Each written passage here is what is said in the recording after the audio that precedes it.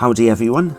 Today I'm looking at a lens which a surprising amount of people have been asking me to review, the Canon 100mm f2 USM. This lens dates back to the early 1990s and has always been very well regarded by the people who own it, but not quite to the extent that it can come out from under the shadow of its smaller brother, the Canon 85mm f1.8, which is more popular.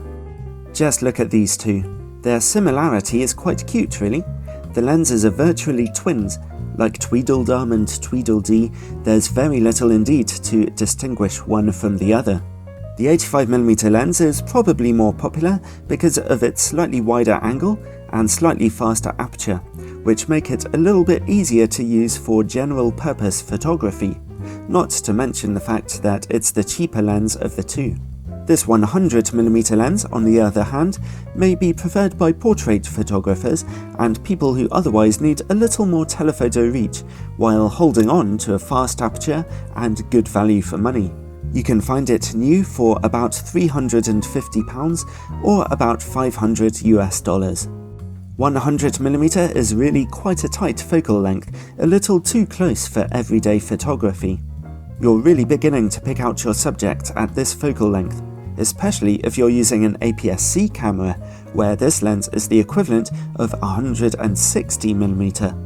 The bright maximum aperture of f2 means that it can be used in darker situations, such as shooting events indoors, school plays or shows, and f2 can also give you a very nice out-of-focus background for very effective portrait pictures.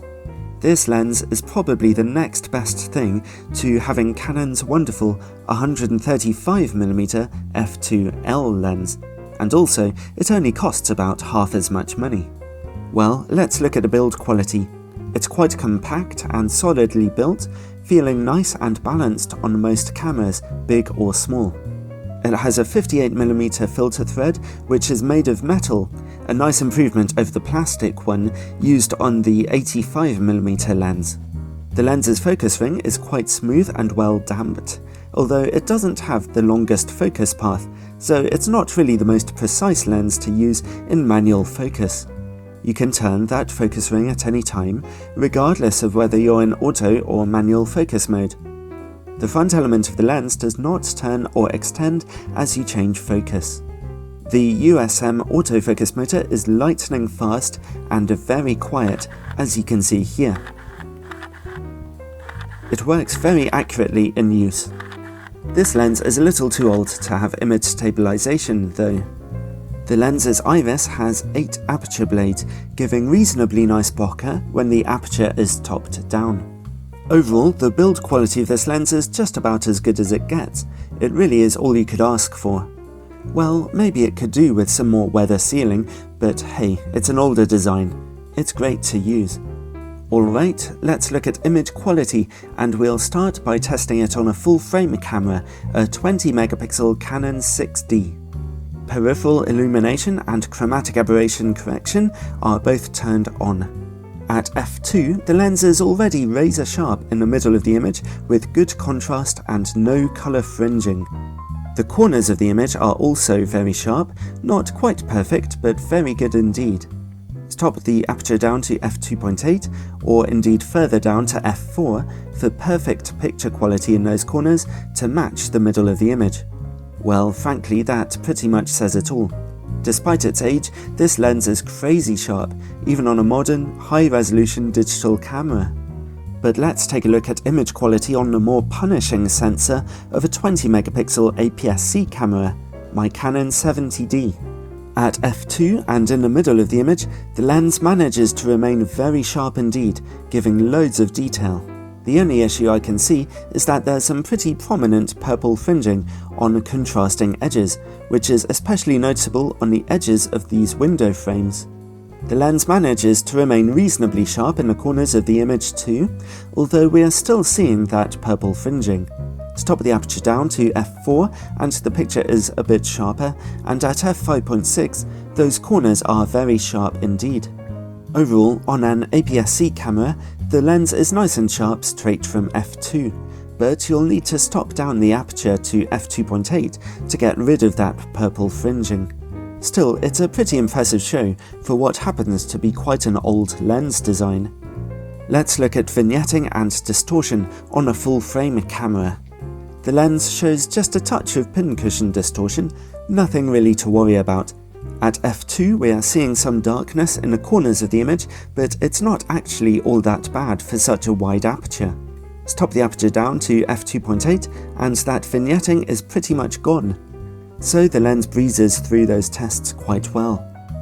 The Canon 100mm f2 can focus as closely as 90cm, which is not close at all really. It certainly won't be mistaken for a macro lens by anyone. At f2 the close-up image quality is fairly sharp, but once again it's easy to spot some purple fringing. Stop down to f2.8 for good sharpness when shooting close up. A bit of a stumbling block for this lens is its work against bright lights. Strong light sources cause quite some lens flaring and a considerable drop in contrast. You'll definitely want to use a hood as often as possible with this lens. However, something very positive is that this lens's autofocus background, or its bokeh, is very nice and smooth indeed in most situations. I've seen smoother bokeh in other lenses, but the 100mm f2 certainly isn't giving us anything to complain about. Overall, the Canon 100mm f2 USM is a lens with a lot of potential for many applications. It's just so sharp, and it's certainly guaranteed to give you lovely portrait pictures and event photos for a very good price. The lens's age is betrayed by its poor work against bright light, but if you can get over that, then we're clearly handling a very professional piece of equipment. So here's the question most people will be asking. How does it compare to Canon's 85mm f1.8 lens? Honestly, there are so few differences that you might as well toss a coin between them. But here are a few thoughts. The 85mm lens's slightly wider angle and slightly faster maximum aperture makes it easier to use for general photography. You might find yourself getting fewer blurry images with the 85mm. But the 100mm focal length is a bit nicer for specific applications like portrait work or indoor events or sports photography. The build quality of the lenses are essentially the same, but when it comes to image quality, I'd say that the 100mm lens is just a tiny bit sharper, with very slightly less purple fringing than the 85mm lens, which is kind of plagued by it. However, that advantage is offset by the higher price of the 100mm lens, which costs about £40 to £50 more than the 85. Personally, I'd probably go for the 100mm lens because of that extra sharpness boost, and the extra reach it gives could be useful in my kit bag. But honestly, they're like two peas in a pod. Both lenses are fantastic, and both come highly recommended.